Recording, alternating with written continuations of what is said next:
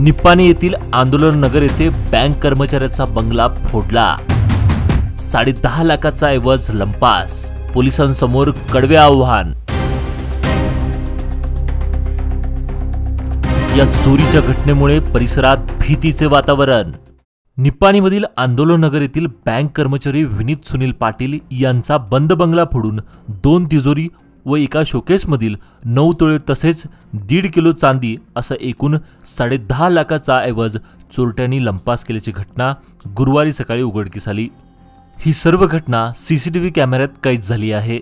याबाबत घटनास्थळावरून समजलेली अधिक माहिती अशी की विनीत पाटील व त्यांचे कुटुंबीय नंदगड येथे बुधवारी सकाळी 11 वाजता गेले होते।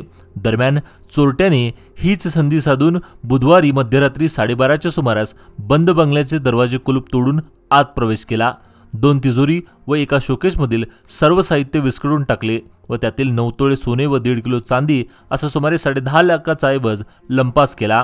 गुरुवारी सकाळी 9च्या सुमारास शेजारील नागरिकांच्या ही घटना लक्षात आली। त्यानुसार त्यांनी या घटनेची माहिती निप्पाणी शहर पोलिसांना दिली। त्यानुसार निप्पाणी शहर पोलीस ठाण्याच्या उपनिरीक्षक एस.ए. नरसप्पन्नावर, त्याचबरोबर बसवेश्वर चौक पोलीस ठाण्याचे उपनिरीक्षक रमेश पवार हवालदार, उमेश माळगे, राजू दिवटे, यासिन कलावंत यांनी प्रथम घटनास्थळी भेट देऊन पाहणी केली।